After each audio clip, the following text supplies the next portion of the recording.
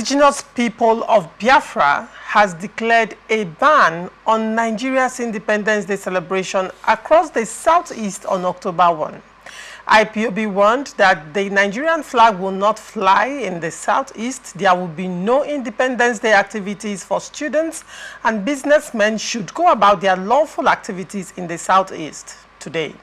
In a statement signed by its spokesman, Emma Powerful, IPOB's Directorate of State cautioned Igbos against celebrating Nigerian independence because Biafra would soon be actualized, according to them.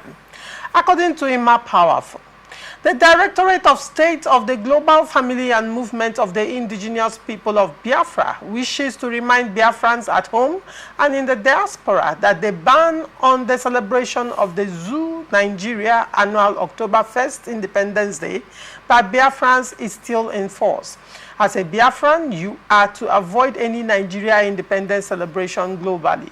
IPOB calls on Biafrans globally to go about their normal business because we are not part of Nigeria and have nothing to do with their British flag independence of 1960. We are aware that some prominent Igbo men and women played pivotal roles in securing the flag independence that Nigeria celebrates annually on every October 1st. However, such independence has taken more blood of Ndibo to maintain than any other ethnic group in Nigeria. Biafrans have decided to reject the bloody flag independence of Nigeria and work for the restoration of a true, united and prosperous independent state of Biafra. Therefore, every Biafran should reject this Nigerian forced unity as we look forward to celebrating Biafra independence soon.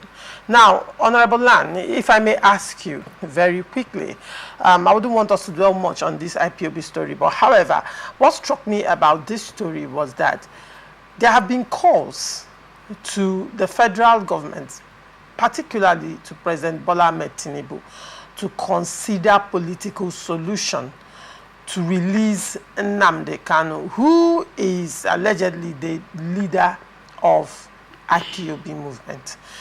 And a few days back, the family of Nnamdi Kanu appealed to the president, begged the president to release Nnamdi Kanu as honor in memorial of the late leader of Ohaneze Ndigbo, Chief Emmanuel Iwanyanwu. Now, on the heels of that, this is what IPOB has to say on Independence Day. Do you think this is in any way helping the cause of Nnamdi Kanu as he's in detention now?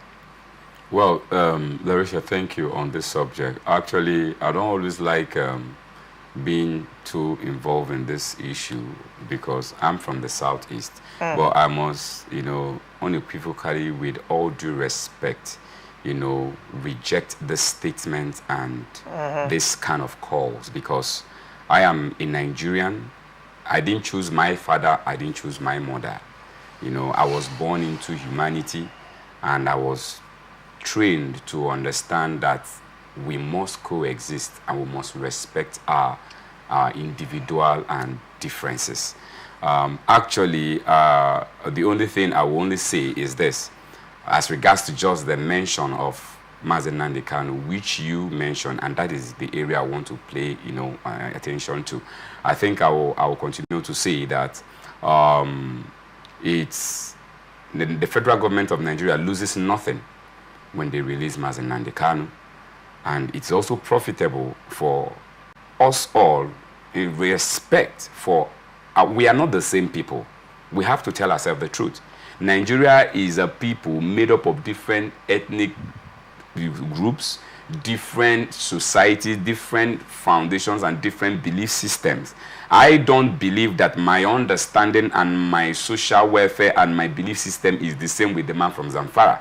But I must respect the man from Zamfara based on his own belief system as well. So we must definitely respect our, our differences, our whatsoever that has brought us together. But most importantly, the democracy that has united us, for us to coexist among each other. So I think that for the peace in Southeast, it is important for the federal government to release Mazi Nnamdi Kanu because it will profit them more. If you remember vividly on different fora, there is a day where we had this conversation that some persons were trying to shut down. There are some of our oil wells that are really, really, you know, serving Nigerian government and also generating income for our oil sector that has been shut down for over months, if I'm not mistaken, years, courtesy of the same Nnamdi Kanu and the federal government issue.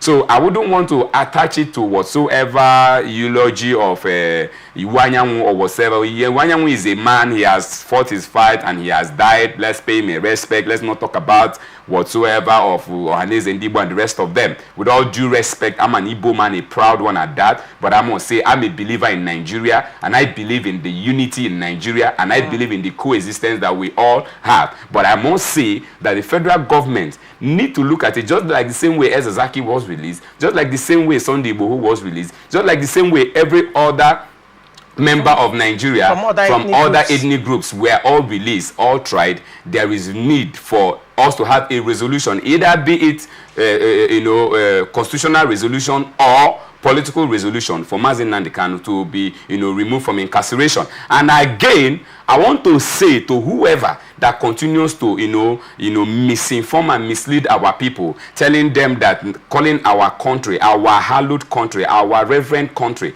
a country God has given to us, Nigeria, a zoo country. I want to tell that young man, wherever he is, that I wish I can be able to see him, because I wouldn't mind taking laws into my hand to make him understand that he should have a place. If he does not understand the validity of having a country of his own, then maybe he should be able not to have a family, because when he has a family, he should understand that there are do's and don'ts. There are constitutional things, there are belief systems that are enshrined in families, and the same way families are in existence, these are the same way that local government, states and country of Nigerian extraction is also in existence. So he should be able to take back his words and understand that Nigeria is a country under one God, indissoluble. So, but for that, I will continue to say that let us go about our businesses, continue to pray for the peace and unity of Nigeria, and in all, Nigeria will be favorable to all of us. All right, and I asked you, and I want you to answer that very quickly in a minute. Do you think that these continuous calls and provocative statements by the IPOB spokesperson Emma Powerful, do you think is helping the cause of Nnamdi Kanu? I think it is not. Rather, it's doing more damage to the cause of not just only Nnamdi Kanu, but also to the secession of the Igbo nation. Because, like you agree with me, Catalonia is a state in Spain that has always continued to advocate for their secession. But you don't go about seeing anybody, within Catalonia or within Seville or, coming out to, call out the powers that be within Madrid and the rest of them. Yugoslavia used to be one nation, but you agree with me that Yugoslavia was divided and over 9 nations, over 9 countries were created out of it without even a single bullet. So I don't think that with the words of such a person, I wouldn't want to address him by his name or to give him credence, that such a name will continue to give, good credit to us Igbos or to us Nigerians, because I am a Nigerian just as well as I'm an Igbo man. So I think that we should look at the future of Nigeria unitedly. Thank you. All right.